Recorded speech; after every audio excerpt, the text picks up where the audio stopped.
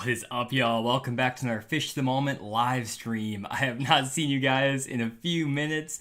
Been super busy working on a lot of projects, but finally have some time to start back up with these live streams. Crazy to think, I was putting in the title for this live stream, this is our 135th stream. I haven't done one now for probably 6 months, so it's gonna take me a bit to get back into the groove of doing these, but it's great to be back. Hopefully everyone who's watching this live is able to catch it and see all the notifications. I kind of did the spur of the moment today, just kind of posted it and said let's go live and let's just start talking about fishing, and we'll be doing this regularly going forward. I'll make an announcement on the channel, and I'll also be posting these live streams ahead of time to start trying to get you guys notified before, like 2 hours before the stream starts. So good to see everyone in here. We got Michael, Josh, Chris, Greenwell Fishing, Jeff, Doug, Parker, Timo. How's it going?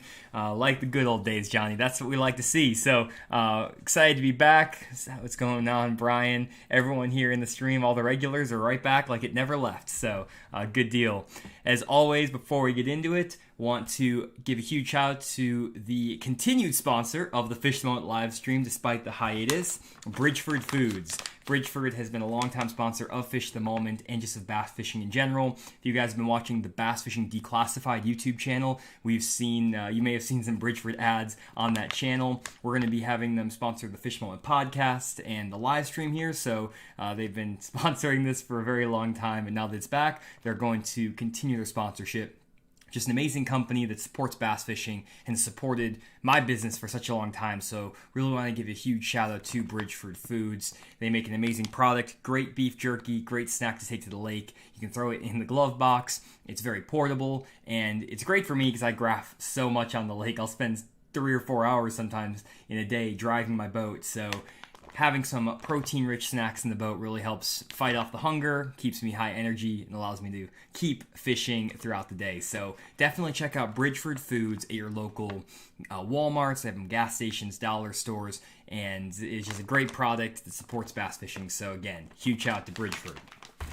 So that's our podcast live stream, whatever this is right now, the sponsor. So now that we got that out of the way, let's get into some fishing talk. I want to talk a little bit about what I've been up to over the past 6 months because you guys haven't seen me. And I also want to talk about the things I've learned through my fishing. I have been fishing while I've been on this break from the live stream, and I haven't made as many Fish Moment videos either, just because I've been so busy with all of these projects. So I want to go through some of the things I've been doing, both from a business perspective, but also from a fishing perspective, so I can give you guys an update on what I've learned about offshore bass fishing, bass behavior, bass movement. That's going to be the bulk of the stream, is talking about actual bass fishing. But before we get into that, I do want to give you guys a little bit of an update of what I've been up to just because it's been so long. So first thing, and the major thing I've been working on, as you guys know, is the Deep Dive app. You guys have probably heard of the Deep Dive app at this point if you followed the channel, and Deep Dive has been just a massive project that has taken up way more time than anyone expected, just because we've put so much effort into making it an amazing product. And I had my screen sharing here, and as usual, not knowing what I doing, I have technical difficulties on the stream. I'm going to pull this Deep Dive app up so you can actually see it on the screen here. I am out of practice, guys, so bear with me as I work my way through some of these technical difficulties off the start. I need to relearn everything I'm doing here. Basically trying to share my screen, show you guys some stuff in the app that we've been working on, explain what it all is, and then also show you some sneak peek behind the scenes of what we've been working on. So let me get this pulled up. Okay, so you should have this popping up here in just a second. Apologies for the delay. There we go. Okay. So I got the Deep Dive app pulled up here, and this is actually a new build, guys, we just put out today. So this is hot off the press stuff. You guys are getting some behind-the-scenes action. No one has seen this yet, so this is literally you guys are the only ones who can see this or have seen this, is the people on the stream right now. So I'm going to transition this over, and you should be able to see it now on the screen. This is a version of the app basically where we have the water clarity, which I've talked about in my recent videos on Fish the Moment, and you've probably just seen it if you've seen any of the Fish the Moment content. And the water clarity feature is super cool because basically it allows you to go around on the lakes where we have water clarity and see where the clear water is, where the dirty water is, and plan your fishing day around that. I've gone into it in depth in other videos, so I'm not going to go into a huge amount of depth here. If you do want to hear more about it, you can go check out my last couple Fish the Moment YouTube videos. But with water clarity, that's just one of the foundational pieces that we wanted to set up. We're working on adding, I think we added like 5 or 6 lakes today even with water clarity that we have on our back end. We're going to be refining those, make sure they look really good, and then we're going to be launching those very soon. So I'll be giving you updates on which lakes are getting water clarity added to them for sure. But we also have a really cool feature that we're going to be rolling out here. Not going to give a timeline because I've learned one thing about working with apps. Nothing happens as fast as you want it to happen, but this is something that's hot off the press, which is basically our Patterns app. And the Patterns basically is we're breaking down these lakes based on section of the lake. It's a principle that Rick Clunn always talked about, where you have the first half of the creek, back half of the creek, main lake. And we're breaking up these lakes into these zones, and then we've actually collected proven tournament patterns where we've had professional anglers collecting tournament data from actual fishing tournaments, and then you can go into here and you get patterns for each season of the year of ways that guys are catching fish. So you could go in, and not everything is hooked up fully here, so I'm not going to click around too much, but basically these are patterns that guys have fished and they have used to have high finishes in professional level tournaments. So for example, this is on Grand Lake. We're talking about fishing in the first half of the creek, midsection of the lake, so you should be throwing a deep diving jerkbait on rounded points around brush piles. That's a great pre-spawn offshore pattern. And there are a ton of ways we can filter this data down that we're working towards, where you have, whether you have aquatic vegetation, whether you have largemouth, smallmouth, water level, forward-facing sonar. There's all these things that we've collected with our data, and we're going to be doing a lot more with this. And you can, see the shallow patterns, the offshore patterns. This is a very beginning build of this, so not everything you see on the screen here is going to be exactly the way it's going to be, but this is something we're going to be launching very soon in addition to the water clarity feature. So these are all things that we are hoping to roll out, and that's what's been taking so much time. We've been trying to roll up these processes, figure it all out, and that's why I haven't been doing as many videos, as many live streams, because we've been creating tools like this that hopefully will make you guys all a lot better fishermen. So that's it for the deep dive stuff. There is a lot more to come from that you're going to see on the channel. But the other thing that I'm working on that you may have seen from Matt Steffen, if you watch his YouTube channel, is I've also been starting up a bait company with Matt Steffen on the side, because we had a couple really good ideas for fishing lures. And the bait company that we created is called Core Tackle. So if we go over here to the website, it's coretackle.com is the website, C-O-R-E tackle.com.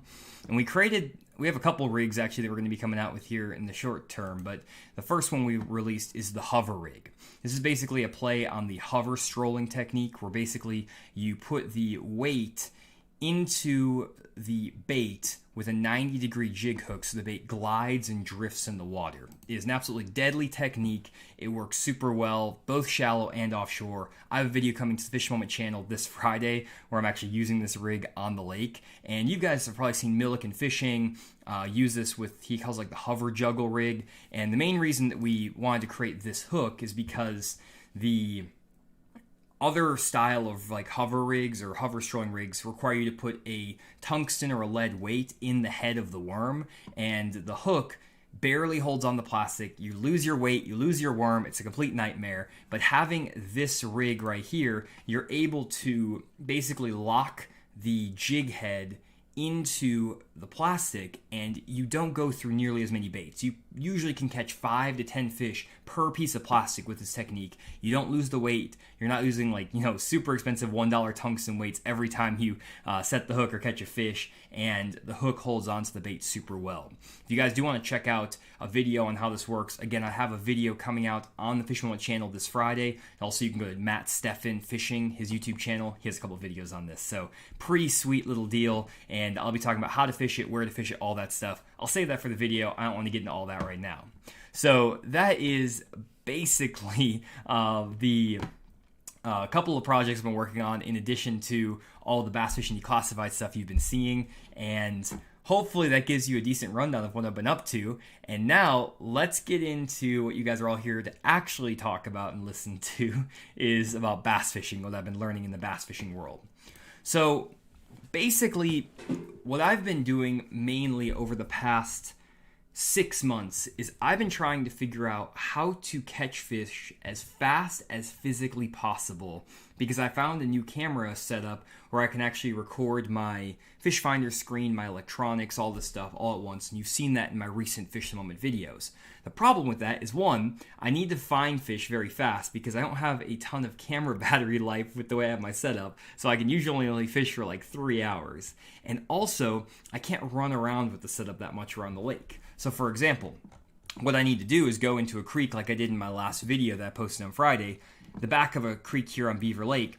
I need to go there, I need to find the fish in 3 hours, and I need to put them in the boat. That's literally the only option I have. I can't set up all the camera equipment again and run around the lake. It takes too much time and effort. I can't run around with it. So basically, I have to find a creek, I have to catch him in like 3 hours, and I have to end the video. So to do that, I have been trying to maximize my efficiency in finding fish and catching fish, and I found a very, very good system that works extremely well. And it's kind of a play on a system that I've been using for years. You guys have seen it on fishthemoment.com if you've seen my offshore fishing playbook.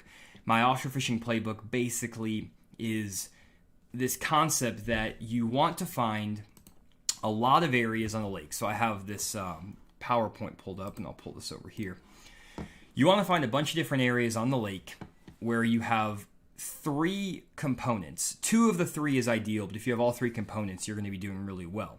And that is, you want to have cover, you want to have forage, like bait fish, shad, bluegill, crawfish, stuff like that. And you also want to have the bass. If you can have bass, cover, and forage, the food, you're going to catch fish 9 times out of 10 when you get into an area like that and the bass are actively feeding on those bait fish. The problem I was running into over the years is that, one, I was going out to the lake without any practice, so I had to find areas where the bait fish, the fish, and the cover were all in close proximity, which would take quite a bit of time and a lot of graphing, and sometimes takes me 3 to 5 hours of graphing to figure out. But in addition to that, what I was finding is that I would find a lot of situations where I would have bait fish, I would have cover, and I would have no bass, or I would find cover, bass, and no bait fish, no crawfish, no bluegill, none of those things. So I didn't have all the ingredients I needed. Well, my rule of thumb before was, well, if you see bass and cover, make 5 or 6 casts, maybe you can get one to bite, and sometimes you did.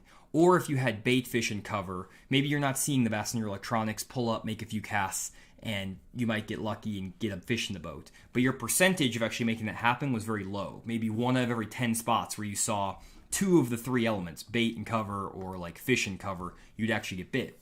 Now, if you could find a situation where you have fish, like bass, bait fish, and cover all at once, then you would be able to load the boat and catch them very consistently.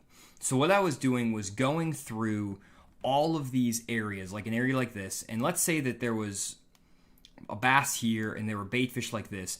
I would drive my boat all through this area, and I would graph every single rock pile, brush pile, any type of cover I could find in all the depths of water, and try to find situations where the bait fish were close to the cover or the structure, and then ideally find an area where you had the bass as well. And by making circles around these areas, I would basically go in a circle in like a 1 or 2 mile area and regraph the same things, like literally the same brush piles. I regraphed them 4, 5, 6 times in a day, hoping that at some point the bait fish would move up and get on this brush pile or get on this rock pile. And then if there were bass there, the bass would actively feed, and I would catch 3 or 4 fish in a row. It was a very tedious, time-consuming process, and I was spending so much time graphing, waiting for all of these scenarios to line up, that it was costing me a ton of time. And I would sometimes not catch fish for 7 hours into my day, because it took me 7 hours to get kind of lucky to hit the bait fish and the bass on the cover all in one area. The bass were feeding on the area, and then I could throw in there and just get bit right away.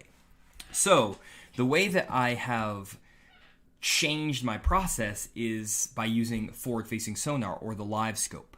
Basically, what I've been doing with the live scope is I have been able to eliminate a lot of time that I'm spending looking for that perfect combination, the bait fish, the bass, and the cover. And I've been able to narrow down when the fish are actually feeding. And I'll explain how this works. Now, I want to caveat this to say this only is working when I have shad in the lake. Gizzard shad, threadfin shad, things like that. If you have blueback herring, it can be alewife if you're fishing up north. This is a shad-dominant pattern or technique. I haven't dialed it in for crawfish yet, or for brim, or sculpin, or tilapia, or other types of forages that are out there. This is a baitfish-only technique. But there's so much baitfish in my lakes in my area. All the lakes have baitfish in them. In the Northwest Arkansas, Beaver Lake, Table Rock, Grand Lake, that I can run this pattern, and it works really well for me. Now, if I want to try to figure out ways to do this in the summer with bluegill, or like in the fall with crawfish, and I'm going to work on that as well and build some theories, and I'll walk you through those in my videos as I develop them. But basically, my rule of thumb is I'm going to go through an area like this area here. This is where Edwin Evers crushed him on Grand Lake a couple of years ago in Red Crest, where he had a giant bag of fish. Or not a giant bag, he had a ton of fish. He caught like 30 or 40 fish in one day. So basically, what I do is I'll go through this area, and I will graph around in the center of this channel until I find bait fish, till I find shad. And you saw this in my last YouTube video. I graphed until I found the shad. The shad one day might be out here in the mouth of this kind of bay, out here in 30 foot of water. Sometimes they're way up in this channel, up here in 5 or 6 foot of water, and sometimes they're in between. And I'm finding that the shad will move and shift way more than I was expecting in these creeks over the last 6 months. They will move week to week, sometimes 200 to 300 yards into a creek, then move 200 to 300 yards out of the creek, so then move even further out of the creek, and they're constantly shifting and moving. To kind of nail this point home, what I found on this particular creek that I was going through on Beaver, and it's this creek here where I was doing kind of refining the strategy, is that I found the fish in the shad when I was first figuring out this pattern in October of this year. All the shad were out here in this part of the creek. Then in November, they had moved all the way back into this part of the creek over a series of about 4 weeks. They then in December made their way even further back in this creek, kind of this very back third. They then moved back out to this kind of middle section here in January. Now in February, they're like way back in here, like back in here, really far, because we've had a lot of rain. So over the course of 4 months, the shad have moved a considerable distance around this creek. And the bass that I'm catching are around those shad. I don't know if the bass are also in the other parts of the creek. I don't know if the bass move with the shad. I have a feeling they do. And they just kind of, as the shad move, the bass are going to move with them. I'm not 100% sure on that. I just know that the shad are moving because there's like literally no shad here at times, and there's a ton of shad in this part, and vice versa. There's a lot of shad in the back half of the creek, very back third, or there's shad out here on the mouth. So with all that being said, what I've been doing to generate as many bites as possible is basically, let me pull this back up over here, graph until I find the shad. So let's say I find the shad right here, and they're suspended over 30 foot of water in the center of this creek. What I'll then do is I will graph the general area around where those baitfish are in the depth of the baitfish. So if I see these baitfish in 15 feet of water, let's say 15 to 20 foot of water, if they're suspended over 30 feet, I'll graph this rock pile, this brush pile, and this rock pile over here. I might not always find bass on my electronics in those areas. There may not be a pile of like 3-pounders that I can see stacked up on this rock pile or around the brush pile. That doesn't matter to me though. I know the baitfish are here. So what I'm doing is I am finding the shad, then immediately graphing in the same depth of the shad all around that area in similar depth range don't care about the structure I'm on. Doesn't matter if I'm fishing a hump or a rounded point or a ditch or anything like that. I just find pieces of cover that the bass can relate to. Rocks, brush, stumps, lay down logs that are on the bottom, random bottom composition changes from like maybe a sandy bottom to a clay bottom. There's all kinds of stuff these bass will set up on. And I'll basically just idle around and just mark all of the random pieces of cover that look interesting. It's very similar to what I was doing in my old process, but instead now of having to graph all of this area and then figure out, okay, are the shad pulling up here, or they're pulling up here, or they're pulling up here, and just guessing with my 2D sonar and my down imaging, what I'll do is I will mark all of these objects in that same zone. I'll then drop the live scope, find this ball of shad, and start following the shad around with the live scope. So I'm not worried about actually going over to these pieces of cover at all. What I'm doing is getting on the live scope, and I'll kind of show what I do here on this image. Here's my boat. I basically find these shad right here in front of my live scope, and I am following them around. So I'm following them as they swim through this area, and they might swim all over here, and I'm just like not really doing anything. I'm just following them around, not casting. And then every once in a while, the shad will drift over to one of the targets I marked on my side imaging. And I know it's kind of getting to be game time because I have my waypoints transferring to a unit up front. So I then see the shad getting close to one of those brush piles. I get excited. I'm like, okay, I might be able to catch one of these fish. And as soon as I see these shad getting close to like a brush pile or a rock pile or a laydown, probably 65% of the time I would guess. That's a rough estimate. I don't know exactly how often, but probably 65% of the time, if I had to guess, a bass will pull off the bottom or out from this brush pile, and you will not see it on the live scope. If you went around without the shad there and just scanned this brush pile, you may be able to pick out a bass, but I would say about, I'm giving rough, weird estimates, but let's say like 30-40% of the time you might actually see a bass swimming around that brush pile, but the other percent of the time, those bass are so tight to the bottom or so tight in that brush that it's very hard to differentiate them. You may be able to with like perfect settings and like if you stood there and like stared at that brush pile long enough. But the thing that's weird is that you can't just then cast at this brush pile over and over and over again and get those fish to bite. I've tried it. I've spent hours, 5-6 hours going and just trying to fish these brush piles when the bait fish are nowhere around. And you might get 1 bite or 2 bites a day. Very, very tough fishing. But when you have those shad get in close proximity to the brush, those bass will pull out of the brush because basically what they're doing is they're using the brush or, again, stumps, laydowns, any type of cover, rock pile, doesn't really matter what it is. They'll then pull out of the cover they're hiding in and start actively feeding on the shad. When they do this, they are very vulnerable because they are in this feeding mode, they want to eat, and if you can put a bait in front of their face, they are going to eat it. Every single time. It doesn't matter what you throw over there. If you throw a bait in that general zone, they're just going to choke it because they're in that feeding mode. This means I don't have to worry about coaxing those fish in with like a shaky head or a really subtle bait and like forcing them to bite when they're not actively feeding, quote unquote. I just fish for the fish that are actively feeding. And it's very similar to an approach you might take. Like, let's say you're just fishing down this bank here. Like, I'll pull up this bank over here. Let's say you're just fishing down this bank. What a lot of guys would do, you know, especially like Rick Clunn, Kevin Van Dam, when they were just dominating on tour, they realized that they need to fish for active fish. So what they would do is take a lipless or a square bill crankbait or a spinnerbait. That was like their 2 key things: square bill crankbait, spinnerbait, maybe lipless crankbait for KVD for a couple of years. And they're just going to burn the bank. They're going to cover as much water as possible, and their goal is that they're going to run into a situation kind of like what we're dealing with, where the bass, the shad, and the cover are all lined up perfectly. Those bass are actively feeding on those bait fish, or they hit the crankbait right off of a log in the perfect way and get a reaction strike. Now, the thing about fishing shallow that's great is that you can either generate that reaction strike, or you can just get into an area where the bass are actively feeding on shad or bluegill or crawfish and get them to bite either way. It kind of both works. I would say that more of the bites, though, now that I'm using live scope to really learn all of this stuff, I would say more of those bites are just coming because you're pulling up to a log or a riprap bank or wherever where the bass are actively pushing those shad up and feeding.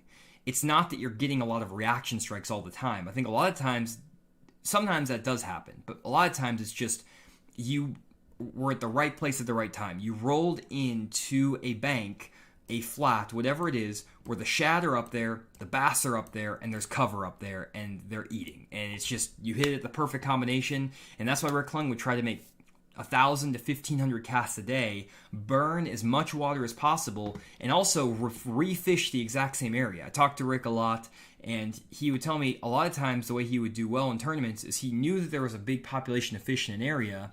He would just refish the same banks over and over and over and over again, and eventually he would catch them.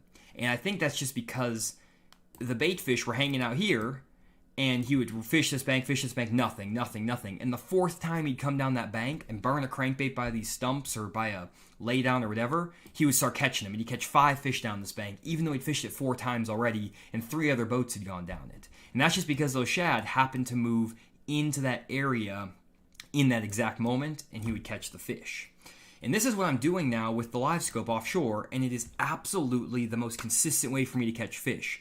I am finding and catching fish in less than 2 hours on probably 90% of my fishing trips. I literally get into an area, find the bait, start following them with the live scope. I'll mark all of the pieces of cover in the area ahead of time, or sometimes the bass are just underneath the shad. That's happened in some of my recent videos. The bass will just be underneath these shad, and you'll just see them eating and hurting the shad. But that's more of a winter pattern than like a summer pattern. But I think this is something that you can do year-round. I don't think this is just like a winter or pre-spawn deal.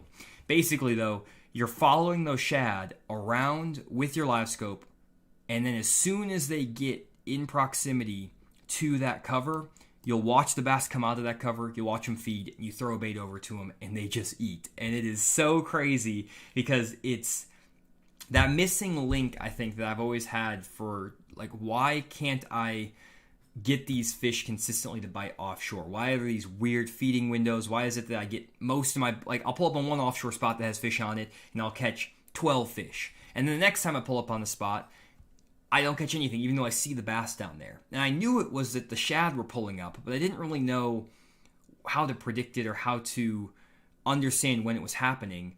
And what I'm realizing is there's not really a rhyme or reason to it. It's just these shad are just randomly swimming around out here, and they just kind of drift into these areas. Now, there are times, for example, like when it's the winter time, where the shad will be really deep in the morning and they'll raise up into the shallow water in the afternoon, and they're a lot easier to catch fish down the bank. But what I've noticed is that with this strategy, time of day doesn't matter. Those shad are moving deep, and I've caught a lot of fish this year in the center of a creek channel because the bait fish are down there on the bottom, and I will drop a Dimiki Rig or an ice fishing jig or whatever down to where the bait fish are, and I'll see a random stump or a laydown down there, and a school of bass will pull off the bottom, start feeding on those shad, and I'll catch them on that Dimiki Rig. And those fish are sitting in the middle of a creek channel. And when I'm talking about the middle of a creek channel, like, it's crazy because this is like Beaver Lake sort of deal I was talking about. So, like, you'll go into this creek, and basically what you'll find is that you'll get into this creek, and the bass, you would think, are probably going to be feeding down like these channel swing banks here, maybe the secondary point, and they will be there. You can go down these random banks, secondary points, stuff like that. If there's bait fish around out here in front of them and there's like standing timber or rocks or whatever, you can go in here and just throw an Alabama rig, throw a jerkbait, throw a crankbait, and catch fish down these banks. But most of the day you can't do that. It's very tough. But what I've been finding is that those fish just basically roll out here to the middle of the channel where the bait fish are, and they'll just sit on the bottom in the middle of the lake here in 40 foot of water, belly on the bottom. I'm catching fish with mud on the bottom of their belly because they're just sitting out here in literally 35 to 40 foot, belly on the bottom. And the water's not that dirty, or that clear. It's like 3 to 4 foot of visibility. It's not like these fish are in like 10 foot of water visibility. They're in like 3 to 4 foot of visibility. So I think even if the water had 2 foot of visibility, they might be belly on the bottom down over here in 20, 25 feet of water. So they're basically just sitting belly on the bottom, and then as soon as a school of shad swims by, they'll raise up off the bottom, and they'll actually go and eat those shad. Then they'll go right back down to the bottom. And the only reason that I think they move up shallower like this is because at certain times of the day, the shad are moving shallower. And because I'm spending so much time following shad movement with my live scope, I'm noticing these small, like, weird trends where the bass or the shad, some days they're really deep in the water column, down in 40 foot. Some days the shad are super high in the water column, like in 10 foot of water. And to kind of give you a graphic of that, I'll show you what I mean.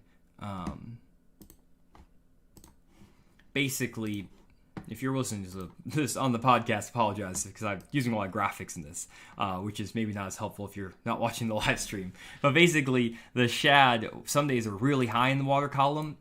Like let's say one day it's really sunny and they're up here in 10 foot of water, over 40 foot of water. The next day, those shad are down here on the bottom because it's cloudy and they're in the bottom in 40 foot of water. And the places I catch the bass will then be completely different. One day I'm catching the bass on the bottom of the lake in 40 foot, and the next day I'm catching them suspended over the top of brush piles because the shad are up super high. But these bass will just move deep, shallow, shallower, deep, shallow, shallower. And when you're fishing in a creek that's very narrow, like the one I was showing earlier on Beaver Lake, it's a lot easier to make that happen. Let's see here. Oh, this is just working. It's a lot easier to make that happen because these fish can basically just move up from deep water up to shallow water. And that's why I've always spent a lot of time when I fish even on flatter lakes. Like let's say you go to a, I'm trying to find a flatter, like Lake Hudson here. This is a very flat lake. It doesn't have as many narrow creeks. You have these big, wide open, it's like a lowland reservoir. But even in an area like this, I find that some of my best areas are going to be areas like this where you have this channel that swings in, and then there's these flats. And the water on this lake only has 6 inches to a foot and a half of visibility, but the gizzard shad will get in this area, and a lot of these gizzard shad will be out here just over open water, and it's really hard to catch them when they're out there suspended. But at some points in the day, those shad will move up on top of these shallower ridges and high spots and stuff like that where there's rock, and you can throw a square bill, drag a swing head, stuff like that, and absolutely wreck them. Because the bass are basically moving up into the shallower water. It's easier for them to see your bait, and you can actually get those fish to bite. But I've also been finding that I can actually catch some of these suspended bass out here, even in like 6 inches of visibility, if I throw a really big spinner bait out there and other things. And I'm going to make videos talking about that here, hopefully in the next few months, with all the stuff I've been learning. But you can actually catch these suspended fish even in super dirty water if the bait fish are out there, and if there's like standing trees or like an old bridge or like a area where the bass can get around out here in the middle around those shad. So there's a lot of techniques and things that I feel like are not being exploited or used because we just didn't have an understanding of all of this stuff. And I'm not trying to claim that I'm coming up with this myself, or I'm the only, or say I'll say this. I am coming up with this myself, but I'm not saying I'm the only one who is understanding this. I think there's a lot of top professionals and top really good anglers who are doing this. Basically, they are following the shad around like I'm showing here on the screen. They are using the live scope to figure out when these bass are actually feeding and actively and aggressively feeding, and they're putting them in the boat. And you see that in a lot of other YouTube channels like American Fishing. He makes a lot of videos with this similar technique and styling. You watch, Michael Neal, Jacob Wheeler, all these guys are experts at it. Josh Jones is what he's doing over on the OH Ivy Lake and stuff down there. So this is what these guys are doing. It's not like this is, I'm not like the only one who's doing this, but the idea is this is how I have found to be the most effective and most efficient way of catching fish. Now, there's a whole argument. I know I see people over here, ripping Randy, and I mean, sometimes he deserves it. I mean, I'm going to be honest, but Randy's over here saying no live scope, and without the live scope, guys, I wouldn't have learned anything. I wouldn't have learned all of this about bass behavior in the way I have, and it's also not feasible to follow around these bait fish like I'm doing very easily. Now, I think that I probably could have maybe figured it out if I was doing it with 2D sonar and I tried, but it's just really hard to follow these shad schools with 2D sonar and do all of this. And my old approach was effective. I was catching fish. I was very consistent, even without the live scope, of finding and catching fish offshore. It just took a really freaking long time. I would graph for like 7 hours, and then I would find that perfect scenario. I would pull up and I would catch him. But who wants to go graph for 7 hours? Well, I did because I needed to make YouTube videos, and that was the only way I could catch him offshore. So I was using my 2D sonar to follow these shad around, find that perfect scenario, and I was doing this whole process with my down imaging, side imaging 2D sonar. So this is the same process I was doing, kind of, but it's so much easier now because I can just find the shad and I can just follow them around. And even if I just see them swimming by a random little log or stump, those fish might pull up and I can catch them. And it's saving me, literally making it twice as fast to catch fish. It takes me probably 2 to 3 hours to catch the fish I need for a video compared to 7 to 8 hours like it used to take me graphing with side imaging and down imaging only. I can make videos. I can try to make videos with my new setup, but this is the thing. It's the problem is that if I make videos with my new setup where I can show you side imaging, down imaging, all that stuff, I might be able to hit a scenario where I hit it perfect, but there's a really good chance when I get out there, because it takes me a while to find the shad, it's a really good chance my camera batteries are going to die, or I can't do the whole filming thing in the amount of time it takes me to find the fish. Again, I have 3 to 4 hours with my camera set up to be able to show you guys what I'm doing. Most of the time it was taking me more than 3 to 4 hours. Probably on average it took me about 4 hours. So I would be getting to the very end before I'd even find a spot where all those elements are coming together. With the live scope, you just cut that time down by so much. So I don't know. I think that I think with the live scope, it's absolutely changed the game. It's making fishing a lot more. It's a lot easier to catch fish just in general. It really is. Like, I didn't really think about that much about the impact of live scope until I really started dialing it in and started fishing with it a ton. I was like, oh, you can see the targets better and all that stuff, but like, no, you can follow these fish around. You can follow individual fish. You can do all these crazy things. And the guys who are really good with live scope, those are the guys who are dominating tournaments right now. And yeah, there are guys who can catch them without live scope and still be effective, and there are ways to do that. You don't need live scope to catch fish by any means, but it's so much more efficient, so much more effective. So if you have the ability to get it, 100% get that. Now, I want to try to make some videos as well with my old process. I'm trying to figure out a way to do it because with my fish finder setups and everything, I don't have all the stuff I need. So I'm trying to figure out how to handle that. And I want to show you guys my old process. But unfortunately, too, with all the deep dive stuff and everything, I don't have that much time to go fishing. A lot of times I get 3 to 4 hours to go out. And that's why I tried to develop this process to find fish as fast as physically possible, because I don't have that much time to go fishing. And a lot of you guys might not either. So if you only have 3 to 4 hours to go out to the lake, you don't want to spend 7 hours graphing and you can't go multiple days a week. Like, I get 1 day a week a lot of times for 3 hours, 4 hours to go fishing. I got to make it count. So this is the most effective way for me to do it. And some people might not like that, and that's unfortunately the way it is, because that's all I got. That's the only way I'm able to make content going forward is with that time crunch. So I'm going to keep looking for ways to find fish as efficiently as possible, show you how I'm doing it in my videos. That's all I can do for you guys, and hopefully that makes you guys happy. But anyways, Randy's throwing stuff around this tack room listening to Johnny right now. Maybe that's why I didn't have Randy on the stream tonight, but who knows. One thing that I do want to talk about, though, is some of the baits I'm throwing. Honestly, this is one thing I'm also realizing, guys. The bait that I'm throwing in these areas is not really all that important. I thought it was really important, but it's not really all that important. The thing that matters more than anything is the size of the bait and the weight of the bait. As long as the size of the bait and the weight of the bait are where they need to be, you're good. You're solid.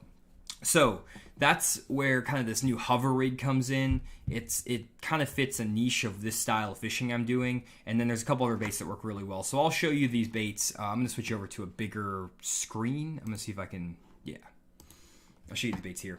So basically this is what I'm doing, because again, the main part is finding the fish. Finding them, seeing the bass feeding on the shad. Once you're there, you're pretty good. You're pretty much good. So there's only a handful of baits I need to throw. You've noticed in my recent videos, I've been throwing this Dimiki Rig a lot. This is just a Megabass Hasdong. I just like this little bait because it has like a crazy tail. Honestly, you can throw whatever bait. It doesn't need to be this bait. It could be. I'm actually working right now to start using some of the big bite baits because they're the cheapest ones I can find, and that helps. I think in general, keeping the expenses down. These Hasdongs are hard to get, and I got them because they looked awesome. But I'm gonna also experiment with just some of the cheaper plastics out there because I honestly don't think it really matters. And I'm throwing this on a 3/8 ounce ball head. This 3/8 ounce ball head gets down really fast with the fish, and I can basically fish this thing anywhere from like 15 feet of water and less and be extremely effective and efficient. I can get this down to where those fish are. It sinks really fast down to them. And as long as I'm fishing in less than like 35 feet of water, this ball head with the Dimiki Rig, or just like a little 4-inch swim bait, 3/8 ounce, it works just absolutely great. And you can just throw it over there and they just eat it and they suck it down. Now, that works really well, I think, in the spring when the bass are feeding on smaller shad. But when the bass start feeding on bigger shad, I need to start switching up my baits a little bit, I think, because I think you need a bigger profile. I don't know exactly what I'm going to do in that situation. I think a big swim bait might be a good idea. I didn't really have anything prepared for this. I just have this on my desk, though. This is like a mag draft where I put like an 1/8 ounce nail weight in it. This is not going to be heavy enough to get down to the fish. This might be better when I go into like that 10 foot or less zone. But basically, I need to find a big bait.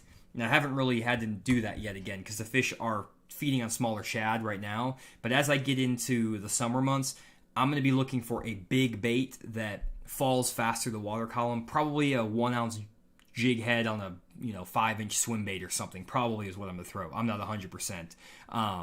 But anyways, that is the deal. Now the other baits I've been throwing are baits that target that like less than 10 foot zone, and there's a couple of them.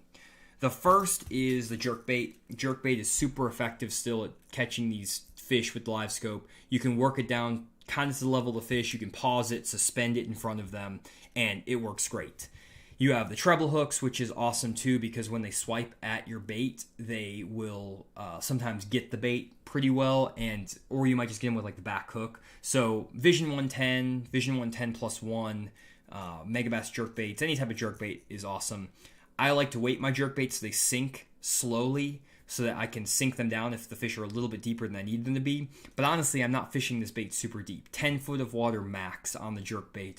After that, I'm going to the Dimiki Rig, and I've just found that there's no drop-off in bites between the jerkbait and the Dimiki Rig. The only thing I've noticed is that they'll sometimes bite the tail of this Dimiki Rig, and they won't eat it all the way. So a jerkbait can be helpful in those shallow water situations because it has the treble hooks. And then this hover rig is the other bait I've been throwing in that less than 10 foot zone, especially when you're around a lot of cover. We have that wire guard on there, and this is just I brought the package, I didn't even know the name. It's the Limit Maker by Big Bite. Limit Maker, it's 3.5 inches. I'm pairing it with the 1/8 ounce hover head. This is the hover rig, 1/8 ounce with a 3/0 hook. That's the new tackle company from Core Tackle. It's a new tackle company I made with Matt. And this hook, basically, I designed with Matt for this exact technique I'm talking about, guys. Because I can work this thing in 10 foot of water or less. It's got this Limit Maker has like kind of these little wings on the side, which causes bait to glide, and it just like kind of just sits in place with a 90-degree head. And I can just shake it in front of the fish, and they will eat this thing like it is candy. I've also thrown this with a bigger bait, like a 4 or 5-inch striking caffeine shad when the fish are feeding on bigger gizzards on like this power plant lake I've been fishing. But this little Limit Maker has been awesome. Just 1/8 ounce head. It sinks down to those fish. The only reason I would throw the jerkbait over the hover rig, honestly, is if they're short striking the hover rig. Sometimes they come up and they just hit the hover rig, grab the tail, and in that situation, I'll go to the jerkbait because, again, they'll just swipe at it. You'll get one hook in them, and it'll be great. But if they're eating the hover rig and they're choking it, I'd much rather have a single hook with that weed guard. I can keep it through the cover. So, like my 1 and 2, number 1, number 2 baits, hover rig with that little Limit Maker by Big Bite Baits, and then the 3/8 ounce Dimiki Rig ball head. Those are my 2 go-to baits when they're 10 foot of water less hover rig, 10 foot of water or more, the 3/8 ounce ball head with this is the Megabass Hasdong on the back.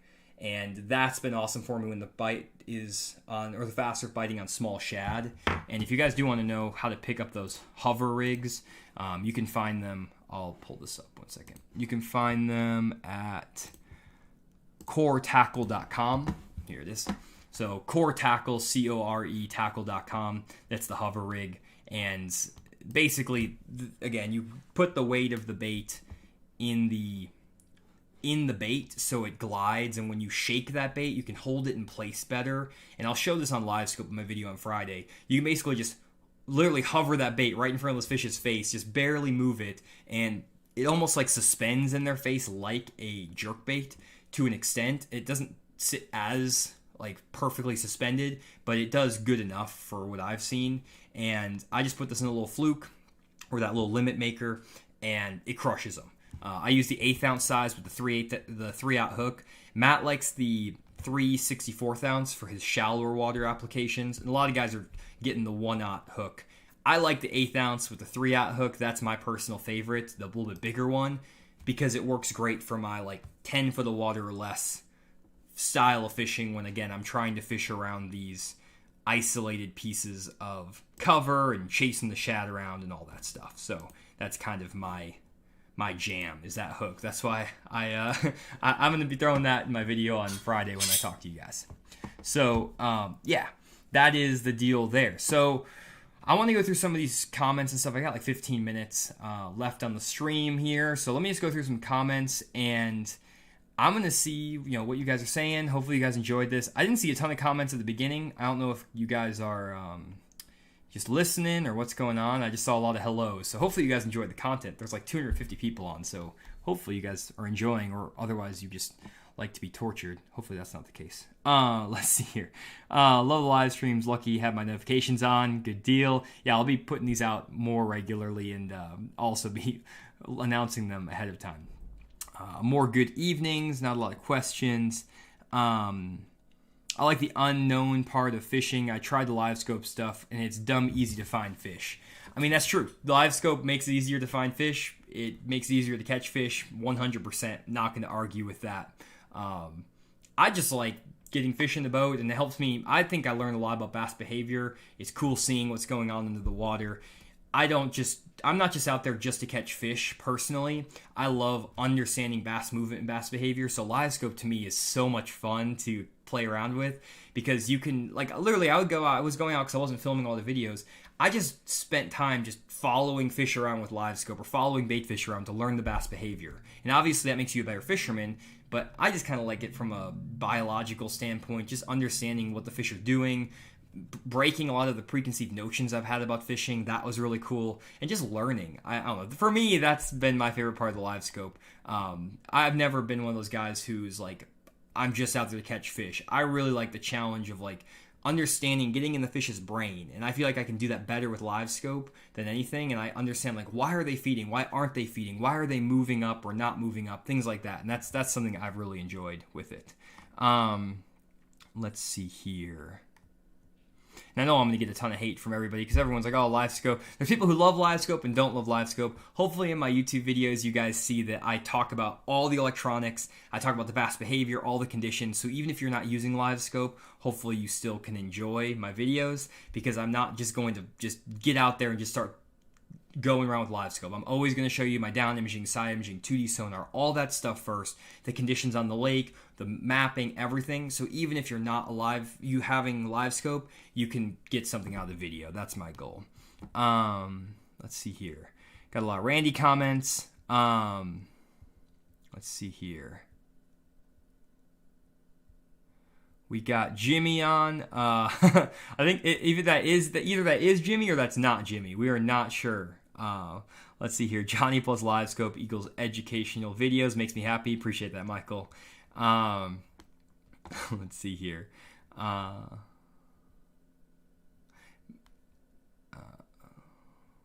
Let's see. Maybe a no Livescope video. I mean, if you guys want to watch no Livescope content on Fish the Moment, just watch the first 5 years of my YouTube videos. All those videos are made without Livescope. I've made a lot of videos, non-Livescope, offshore fishing. There's 5 years worth of videos, hundreds of videos of me not using Livescope to catch fish. Go watch any of those videos. I have Livescope now. I'm going to use it, and I'm going to learn about it. That's kind of what I figured out. Love casting to cover with 360. So that for Bomber T, that's actually what I'm working on. I'm actually trying to get 360 on my boat, because the goal I have, at least in my head, is I want to put I can't show the hummingbirds with my new setup. I need to have like the super fancy like Apex hummingbird because they don't do screen mirroring. It's a whole complicated mess. What I'm hoping to do in a video is show you all the graphs with the side imaging, down imaging, then get a 360 hooked in so you can see what's going on, like see the brush piles around me, see the bait fish, because you can actually watch the bait fish swim around on 360 the same way you can on the live scope. When I first got 360, I also got the live scope, and the live scope is just more efficient. But you can do the same thing. I know that Brandon Palnick won a tournament on Lake Champlain where he was doing that. These shad were swimming around these rock piles, and he was following the shad with 360 and watching it was alewife, swim up to these rock piles, and then he would watch the smallmouth on his 360 go and feed. So 360 is very similar in a lot of cases to live scope. So I'm going to try to get 360. Maybe people will give me less hate if I'm using 360 versus... I just want to be able to show you guys what's going on underwater. That's why I have my new setup. I think it's super cool to show you guys all that. But my goal right now is to get a 360 unit that can actually screen mirror. So if anyone from Humminbird is watching, hit me up. Let's see here. Glad Fish Moment live stream back. I am glad to be back too. This is a lot of fun. Let's see here. Keep going back. That was Sharon. Let's see.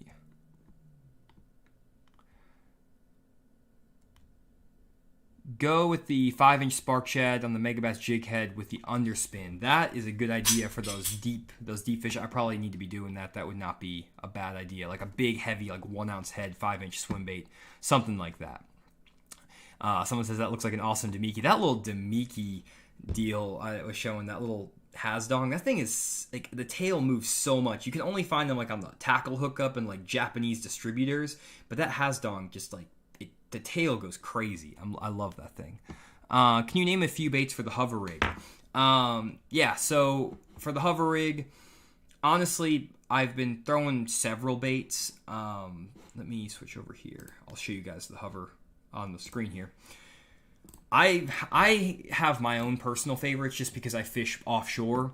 My favorite baits so far have been, if I just go here, I've been throwing some big bite baits, and then I've been throwing some Strike King baits. The BFE, this thing is dynamite on this if you want to fish it like around the cover and rocks and stuff. And I'm planning on throwing this more when the fish get more on like rock piles and stuff. The BFE in the 4.5 inch size, I think it's the only size that comes in. But this thing with the tail and the way that it kind of just like glides and stuff, it looks so sweet, and it rigs super well on that the 3/0 hook that I have, the 3/0 1/8 ounce. The BFE, it glides, it moves, it's super super awesome on there. So that looks super nice. Another bait is that limit maker I was showing earlier. This little deal, this limit maker. This is the bait I've been throwing a lot. This exact bait on both sizes. It has like wings on it. You can't really see in the picture. The picture doesn't do it justice, but it has like wings on the side, and it causes that bait to glide a lot as well, and the little tail shake. So I like that. Another bait that has been good for us is the oh goodness, what am I need to find some of these baits. I'm blanking all the names. Let me see here. Maybe this? I don't know. Jimmy, if you're in, what's the one you've been throwing on there? I don't know if you're in the chat still, but what is that one you've been throwing? Hit me up in the bottom, Jimmy. I need your help. Maybe it's in swim baits. There's like the Depths Bull Flat, but then there's also a couple of others that are like, hey man, I'm blanking on the name. It has like ribs to it, and this is bad. This is why you don't go off script. Anyways, it's like the Bull Flat, Depths Bull Flat, the Bellows Gill. That's what it is. Bellows. This thing, the Bellows Shad, Bellows Gill. This looks really sweet on the hover rig. It glides and it swims and it's pretty sweet. So this is a good little bait on the hover rig. Love that. And then the last bait that I really like, and this is just my personal favorite little bait, is the Caffeine Shed Junior. I've caught so many fish in the Caffeine Shed over the years, and this thing has like a flat spot right behind the bulk of the bait, which causes it to glide super well on just like a weightless Texas rig, but it also goes super well with that hover rig because it causes it to glide and that tail kick. So yeah, little Caffeine Shed, 4-inch and 5-inch Caffeine Shed are awesome. Good deal. Thanks, Jimmy. Okay, why go with a Dimiki over a drop shot? I just like the fact that with the Dimiki, they just eat the bait. They just suck it in, and the hookup ratio for me is a lot better than with the drop shot. And also with the drop shot, it gets tangled up and like twists around itself a lot.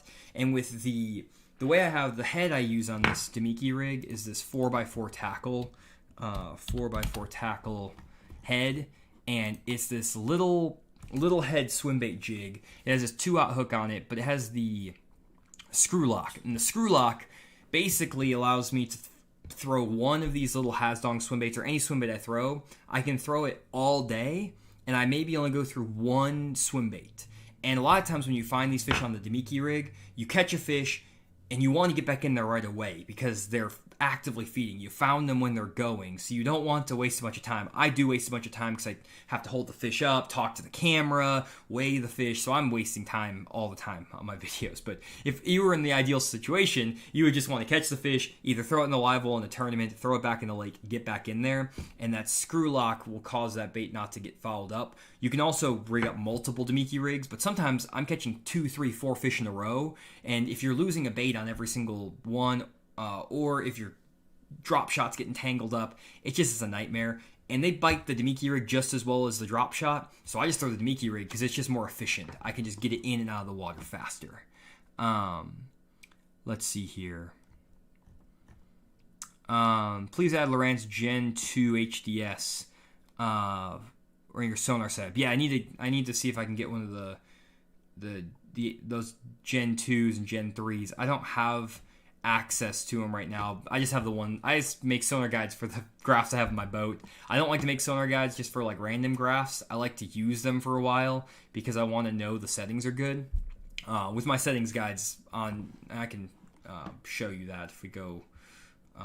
Actually, let me, before I do that, because I always do this and then I always open up a new tab and then I screw something up. So let me just switch to black screen. It's coming back. My screen's coming back. I promise. Here we go. Okay, we're back. So on my website, fishmoment.com, we have these sonar guides, and I make these sonar settings guides for units I actually have on my boat. These are wired into my boat. I just added my Lowrance or my Garmin live scope settings. So if you guys want my Garmin live scope settings, it's so funny. People on YouTube are like, man, your settings for live scope suck. But they don't know like what I'm trying to do with the settings. And so, yeah, my settings don't give the perfect tree, but like it makes bass pop from shad super well, or like it makes the different like tree limbs, differentiate from the bass. So with my settings guides, these are literally the settings I use to find fish and catch fish. I spend more time with my electronics on and graphing and stuff like that than I do making casts in the lake. So I spend a lot of time on electronics. So I feel very confident with all the settings guides I put out that these are the best settings you're going to get for these units to actually catch fish. You're not going to get the prettiest image from these. These are not settings guides to get the prettiest image. These are settings guides to catch the most fish. So if you want pretty images, I'm sorry. These are not to give you the pinup pictures. If you want to catch fish and put fish in the boat, these are the settings for you. Like, they will help you see the fish, find the fish. The settings guides explain everything, why the settings are the way they are, how to adjust them in different situations. But I only put the ones out that I'm very confident in. I don't just make these just to make them. Like, I make sure I test them thoroughly. So that's why I don't have as many up there as I would like to, but I'm not just going to like spend one day with a unit and make a guide. That's just not my style. I like to be a little more thorough than that. Let's keep going through questions, though. Let's see here.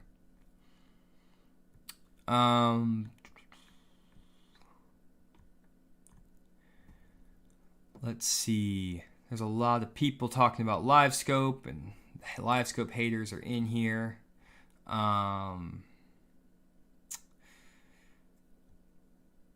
people ordering the hover rig. That is awesome. Johnny, what do you make of both pro circuits fishing Okeechobee back-to-back? Thoughts on the weights and results? I thought it was really weird that they went back-to-back like that because the fishery just got blown out. And, I mean, people still caught fish, and they still did well. It's just kind of weird. And then a lot of the boats packed into the same areas because the guys saw people catching them the week before. And it just kind of got, I don't know. I don't like Florida tournaments that much either because there's not a lot of difference. I also don't like watching a lot of live scope tournaments because they're not very different, interesting. Even though I like using the live scope and I do it, I'm not going to sit here and say that live scope tournaments are the best thing in the world. Now, if they did live scope like my videos where they showed the live scope screen as the guys were fishing, probably would be more interesting. And that probably will be happening. Actually, I'm going to call it two things. You guys are here. There's 230 of you on the stream and anyone who's made it this far. I'm very confident that over the next 2 to 3 years, they're going to be showing live scope same time as guys are fishing, and all the units are going to get set up to do that. And they're going to put that on the live streams. And I've been doing that. I'm doing it right now. So in a year or two from now, I have the receipts.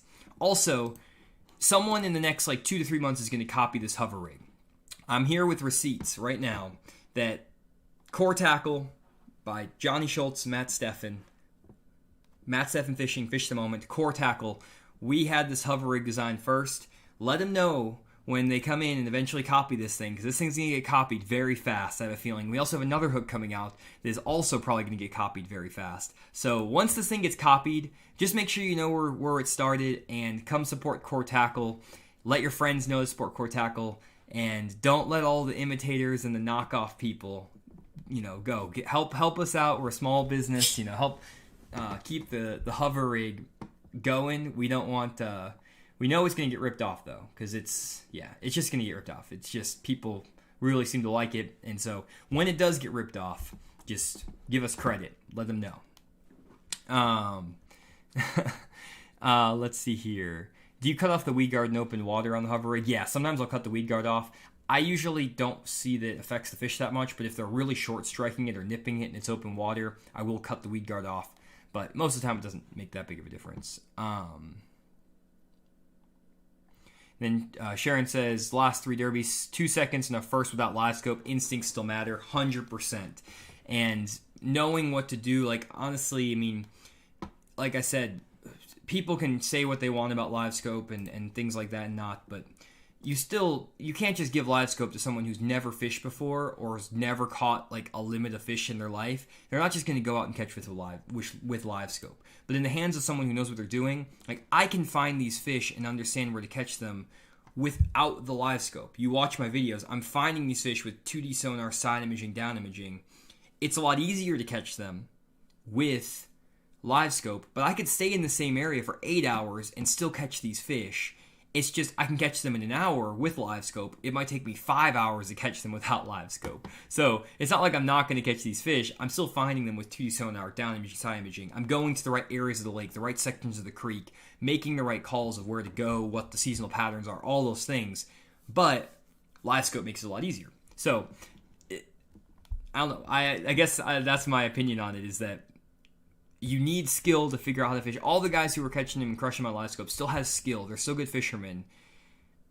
Well, some guys are really good with live scope and nothing else. So maybe, I don't know, maybe that is a skill of its own. But at least for myself, I know I can catch him without live scope. You guys know, because you've seen my videos for 5 years where I didn't have live scope and I caught him. So I know I can catch him without live scope. But it makes it way easier. That's all I'll say. Not impossible to do without it, though. Let's see here. More Fish Moment videos in general. We are working on it. We're trying to get as much Fish Moment content as possible. Let's see here. Yum sonar minnow. So I've tried, Joey, I've tried these thinner minnows on the hover rig. I don't know what the deal is. I'm just going to be straight up with you guys because I'll just tell you what I like and what I don't like. If you put a sonar minnow, I'll pull this up, and I don't know what it is about this. It's weird, and I don't know if this is bad. This could be good. This could be bad. I don't personally like it. When you have a flat-sided bait like a sonar minnow on that hover rig where it's really flat, that bait will fall on its side, maybe because of the weighting or whatever, and it will fall like a tube. It'll pendulum really fast, and it goes into a death spiral. Now that might be really effective at times. I don't personally like that as much because it falls really fast, but it falls on its side and then like spins in a circle and it looks really weird. That's why I go with those baits that are more flat on the bottom. The flatter the bait on the bottom, the more it will glide and the less it will spin out of control. So that's why I've tried these type of baits on there and I just haven't really liked them. Something even like this little Dimiki Rig, like Hasdong thing that I've tried this because I love it on a Dimiki Rig, but if you put it on the hover rig, it does not look great. So yeah, I've been trying to go with baits that have a flatter bottom, and those seem to work better. Let's see here. Oh man, we got a ton of questions here. Let's see. Oh, can you insert so we can see how? Yeah, I can do that real quick. I'll rig up one of these. Let me switch to my face cam real quick. Okay. Yeah, I'll rig one of these up. So this is the hover rig, just so you guys can see it. So I'm going to pull out one of these. This is the Limit Maker, Big Bite Limit Maker. And I got the hover rig. So basically all you do with this, you have to line this thing up. This is going to be great doing this on camera. This is not going to go well. You line that thing up so you kind of know where the head is and where the bait is. So you know you need to, you see where the eye, I have a video coming out Friday that's going to be a lot more professional than this. This is not well done. But basically you have this bait and you kind of can see where the eye is going to pop out. So you can see that head of that cone is about maybe half an inch. So you're going to start a half an inch from the top of the head and you're going to insert the hook not in the top of the head. You want to insert it basically a half an inch down, if that makes sense. So half an inch from the top of the head. I'll show you guys. Let me rig this here so I can, yeah, doing this on a live stream on this camera is not ideal. So that's kind of how it looks. So you're rigging it right like a quarter inch below the head, and you're going to put it into the worm there. So it's not going through the top of the head, it's going a little bit further down. Then you're going to thread that thing on. You need to get it straight because otherwise it gets wonky. I'm threading it, I promise. I'm just going to do it here because it's easier on me. You're going to thread it on this 1/8 ounce. You just go all the way till the head hits the cone. Then you're going to put your hook through, and then you're going to push the plastic up those cones, and you're going to push it all the way up, and it's going to look like this. And it's going to look kind of weird because you're going to be like, okay, what is that? Well, all you're going to do is you're going to pull this piece of plastic up over and stick the point into the head right there, like that. It's hard to do, guys, when it's live, but there you go. You push it into the head. Now that bait is completely concealed. I put the head of the point into the head like that, and then you kind of just need to scrunch it and squish it on there to make sure it's all nice and flat. And now bam, that hook is completely concealed inside the bait. You can't see any lead anywhere. The lead is not exposed in any way. You just have the eye, you have the hook, you have the cable guard, and it is good. And then if you want to take it off, you just pull the head off like that, push the plastic. I'm just going to tear it off the shank like that, and now you have the hook. There you go. Hopefully that was not completely awful. It was completely awful, but anyways, and I ruined the bait, but that's okay. I can get more. Okay, so that was that question. Oh, that was a nightmare. Let's see here. James Rose says, so your Garmin's a GPS maps. I'm assuming that the settings are different from the EchoMap HD. Yeah, I have no idea. I can't say for sure if they're different or not. I can't advise on that. I know that that's what the settings work for that unit with the LVS32 transducer. That's literally all I can say. I can't really say anything more. I wouldn't want you to get the guide and then the settings not work for that unit, so I would just err on the side of caution and just not get the guide. If I were you, that would be what I would do. exactly. Andrew says, I'm not a tournament guy. I fish for fun. Don't own one. Just wish the world would get away with complaining about everything and smarten up a bit. This tech is not going anywhere. 100% agree, Andrew. There's too much money invested in it. These big companies that support bass fishing are all in on the live scope. It's not going anywhere. It's just like side imaging. Honestly, if there were YouTube videos and social media when side imaging came out and people understood how big of an impactor that was, people would be complaining just as much in 2008. People just, one, weren't on social media complaining as much back then. And two, side imaging is so much more difficult to understand. Live scope is so easy. It's the entry point is so easy to understand it.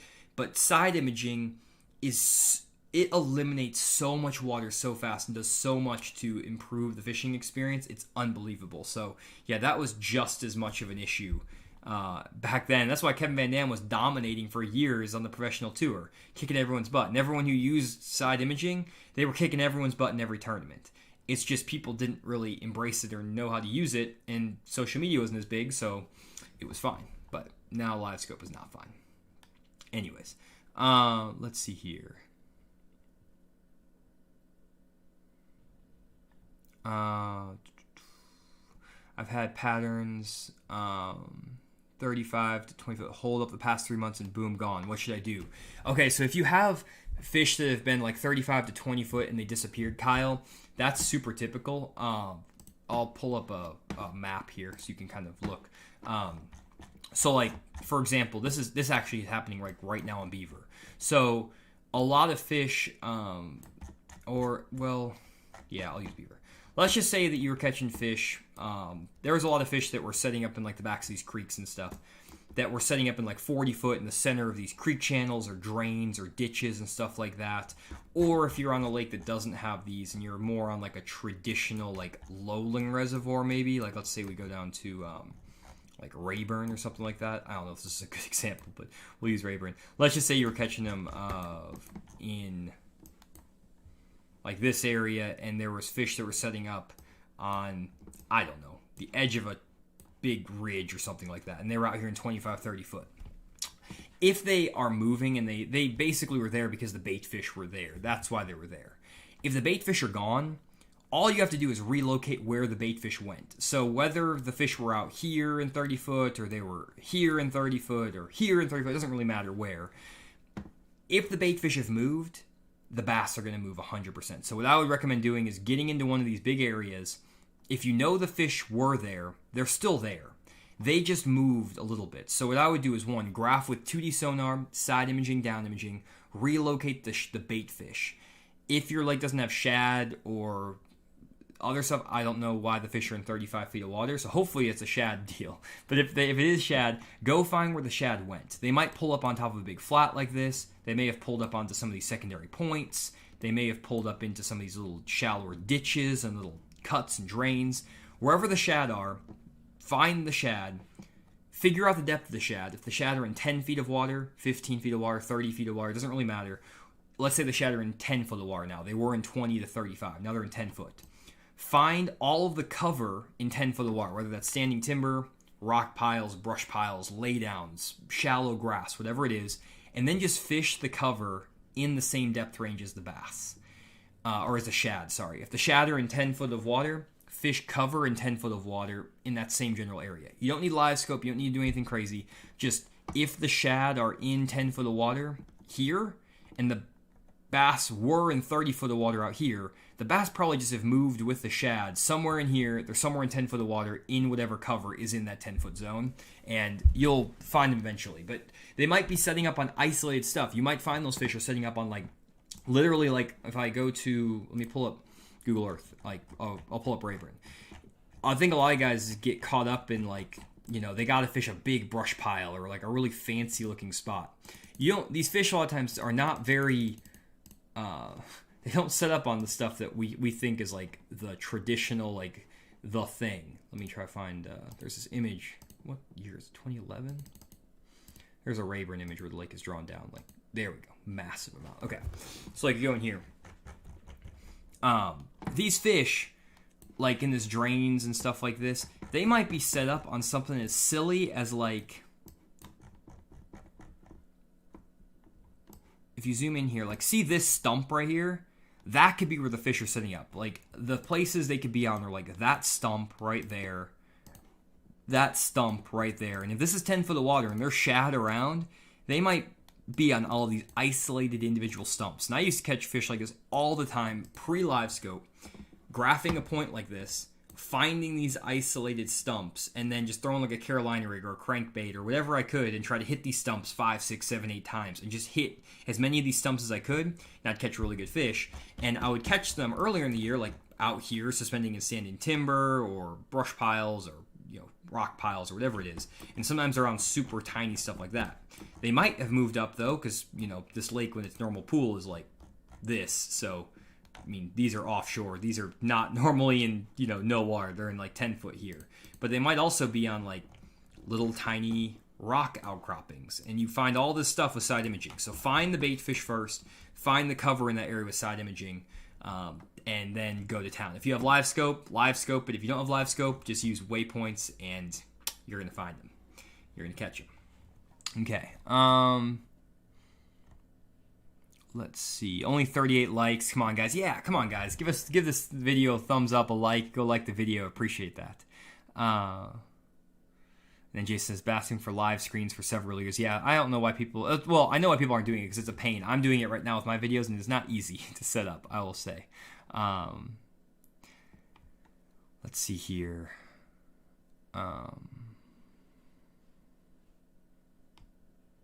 And Andrew says, I'm in a boat with live scope, and the instant info is the most amazing thing about it. Not all fish are caught by watching them eat the bait, but the info it gives you is incredible, 100%. Make more videos about how to use 2D and live scope together, for sure. I'm going to be doing that every video going forward, guys. Is going to be the last style I did, where it's just graph with 2D sonar, side imaging, down imaging. The first 10 minutes of the video, give or take 8 minutes, is going to be me using my Lowrance HDS9 to find the fish. Then I'm going to drop the live scope, and I'm going to catch him. Now, if I can find out how to get this 360 set up to work, then I'll probably be using 360 also in addition to live scope, or like instead of live scope. In a lot of situations, I will just like I won't use live scope that day and just use 360. That's definitely something I will do. Let's see. What line size in Dimiki Rig? I'm using 6-pound fluorocarbon with a 10-pound braided line mainline leader, and then like a 30-foot leader of 6-pound fluorocarbon.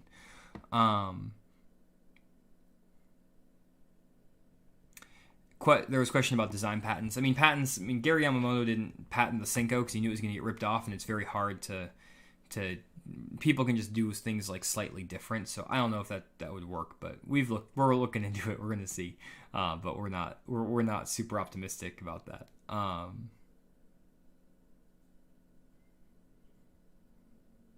And then Sharon said, missed the first few minutes. What does the setup accomplish? Glides, hovers. So the idea with the hover rig basically is that because there's a 90-degree line tie and it's kind of light, the bait, if you get a flat bait like this limit maker or something that has like a flatter bottom, the bait will glide. And for shallow water bass like Matt likes to fish, it has that natural glide which triggers the bass, and it works really well. For me personally, when I'm fishing offshore, the reason I like it is if you have that flat bottom, the bait will glide and fall. But when you put tension to it, the bait will like fall more across the water, like kind of horizontal versus falling up and down vertical.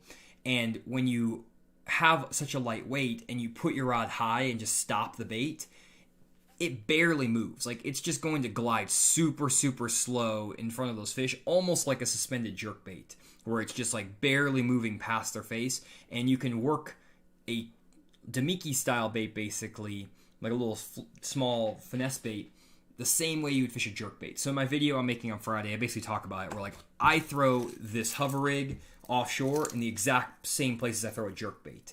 And I actually catch more fish on the hover rig in general than the jerkbait for two reasons. One, I think it's just a different profile they're not used to seeing. But the main thing is I can get this hover rig down to the fish a lot more effectively than a jerkbait. This bait, you can cast it out, and if you put it on like a slack line, it will kind of fall a little bit nose down. But when you put tension on the line, it'll cause that bait to pendulum and just kind of float at the same level in the water column like this.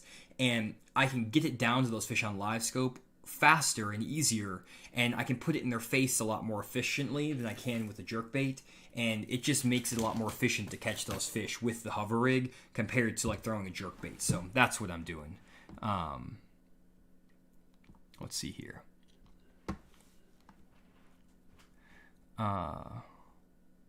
Social media is the live scope of the world. Instant info is great fishing, but not great for society. I can agree with that one. And then talking about Randy's my partner in crime over here, causing all the drama. I know that's Randy does his own thing. I took a 6-month hiatus from YouTube and live streaming and stuff. I did a little bit here and there. I come back and Randy is all in on the live scope hate. So I came back to a storm I didn't realize I was getting myself into. But we can weather the storm. That's what rain gear's for. This video is sponsored by AFTCO. Just kidding. Sponsored by Bridgeford Foods, the best beef jerky on the market. Let's see here. James says, thanks for all the content. Let's see here. Hover rig is going to become very popular. Surprised it's taken so long for sure. Float and fly for live scope. Yeah, that definitely works. I'm going to do a float and fly video at some point here. For sure. Okay, cool. Well, it looks like got through all the questions. Happy with that. Hour and 20-minute live stream. I think we're solid. So appreciate everyone tuning in for the Fish Moment live stream. And hopefully you guys are enjoying the stream, the content. Let me know down in the comments below if you're still here. What you like with the live stream, what topics you want me to talk about, guests you want me to have on, all kinds of stuff. I just threw this live stream together today just to do it, and I hope to bring it back every single week with really good info, really good content. And I don't have anything lined up for the foreseeable future. I don't have like super lined out plans. I just want to talk to you guys about fishing, and if there's any guests or anyone you want me to have on, feel free to let me know in the comments, and I will try to make it happen. And other than that, hopefully you guys enjoyed the stream. If you want to listen to these live streams back after the fact, you can find them on the Fish the Moment YouTube channel. And you can also listen to them on the Spotify podcast service and also the Apple podcast service. So if you have like the Apple Podcast app on your iPhone or just Spotify, we have the podcast there, so you can listen back again if you want to hear it. I know I do a lot of graphics, so maybe it's not always the best, but anyways, hopefully you guys are enjoying this. So thanks again for checking out this live stream. We'll see you guys